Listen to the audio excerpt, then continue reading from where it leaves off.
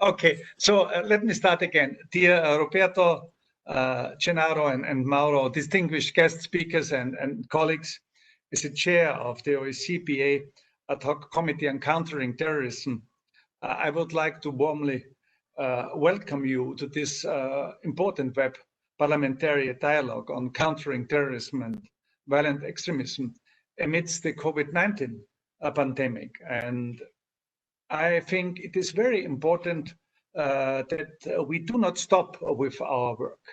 And so it is important that we work together, that we join our forces. And I'm particularly delighted to see that we have successfully joined our forces with the United Nations for counterterrorism and with the Parliamentary Assembly of the Mediterranean to address this important topic.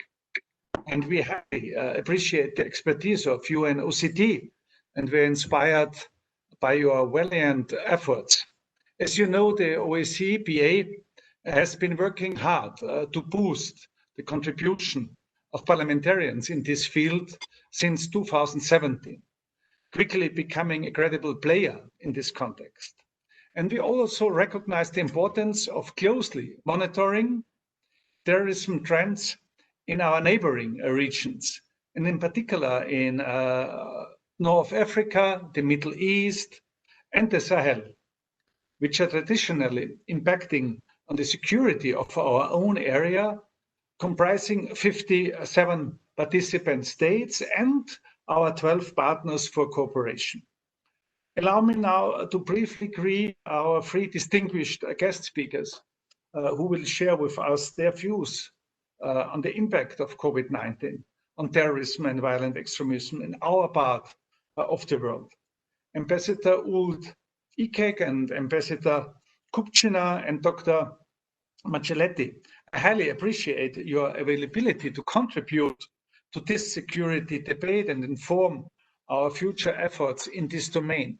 Dear colleagues, while the pandemic has greatly affected our everyday lives, we should use this session first to explore the latest terrorism trends, second, to consolidate our network of partnerships, and hopefully conceive third targeted initiatives, improving the security of our citizens. I think this is very important for our work. Naturally, COVID-19 has been keeping authorities all over the world highly occupied, shifting their attention towards fighting the pandemic. Nevertheless, terrorist groups remain active, as my colleagues Gennaro and Mauro mentioned before, and seek to exploit these challenging circumstances. The global number of terror attacks has not significantly increased since the outbreak of the pandemic. Of course, public health measures designed to contain the disease have apparently made terrorist activities more difficult in some parts of the world. However, they also seem to provide a fertile ground for terror groups to boost their online propaganda, call for new attacks, increase recruitment operations, and stigmatize minorities, and above all, disseminate false and discriminatory information. For instance, according to the International Crisis Group, ISIS has announced to its members that their global war is to go on and that they should take advantage of the situation as national and international security regimes focused elsewhere.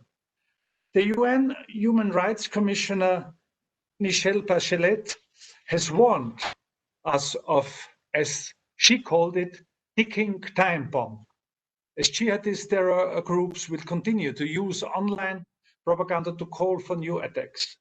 Just imagine the panic that an attack against a hospital would generate at this critical juncture. Moreover, the EU counter-terrorism coordinator, Gilles de Kerchove, has noted that the uncertainties caused by COVID-19 could trigger dangerous dynamics and fuel violent extremism. According to his latest analysis, the pandemic is generating an increase in hate crimes, anti-Semitism, racism, and all sorts of conspiracy theories. Just to mention two examples. Right-wing extremists use the health crisis to increasingly propagate hatred towards minorities and foreigners, especially in our part of the world against Asians, and spread the anti-Semitic myth of a Jewish world conspiracy. Left-wing extremists, on the other hand, blame governments for exploiting the crisis to increase their authoritarian powers and limit human rights and fundamental freedoms, including through strict surveillance programs. Dear colleagues, against this background, it is paramount that we all stand united on this symbolic day, marking the International Day of Parliamentarians, to counter terrorism and violent extremism throughout our vast regions.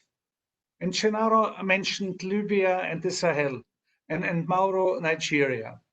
Regions not within OSCE, but we are directly affected what is ongoing there. And together we must ensure that all governments and parliaments retain this objective very high on their national, and we should have it on the international agendas.